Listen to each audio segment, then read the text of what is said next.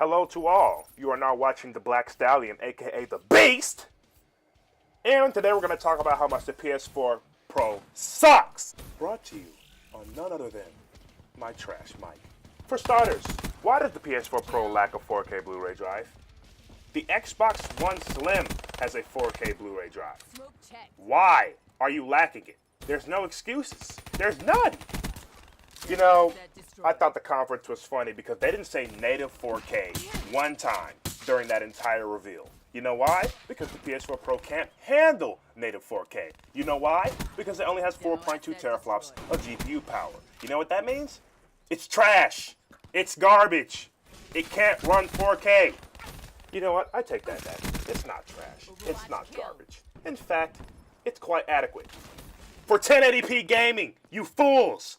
Why didn't you just make the console completely focused on 1080p gaming?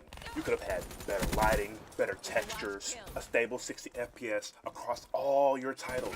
But no, of course not. But BlackStallion, there's a 4K and 1080p mode, so you will have... Shut up!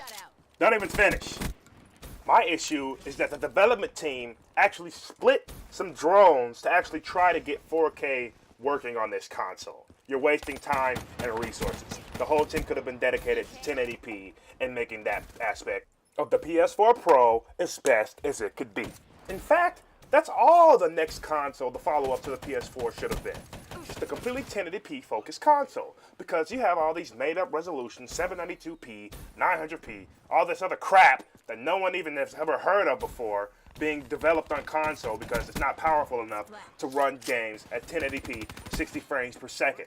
That should have been the main focus. That's it. The next console should have been focused on making sure all that was fixed. Nothing else.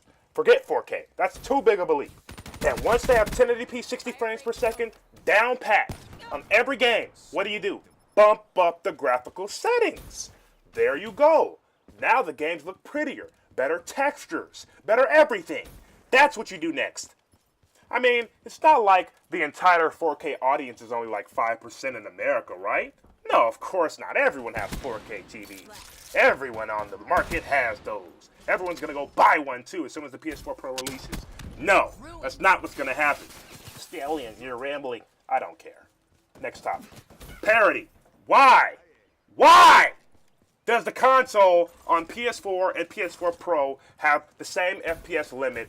Because of parity. You don't want an advantage? Is that what you said, Sony? You idiots. There's an advantage if you have a TV with lower input latency. There's an advantage if your connection is greater than someone else's. There's all types of advantages. You know, I'm pretty salty because I actually wanted to like this console. And I don't even know if I'm going to buy it now.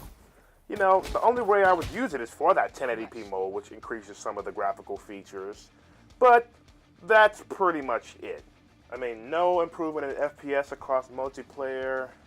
That means pretty much single player will be the only shining factor that we can use to differentiate the power of the PS4 in comparison to that of the PS4 Pro. More vids will be up on the channel later. Like I said, I'm a freshman in college, so I'm still adjusting to this new lifestyle. It's been the BlackStallion, and I'm out.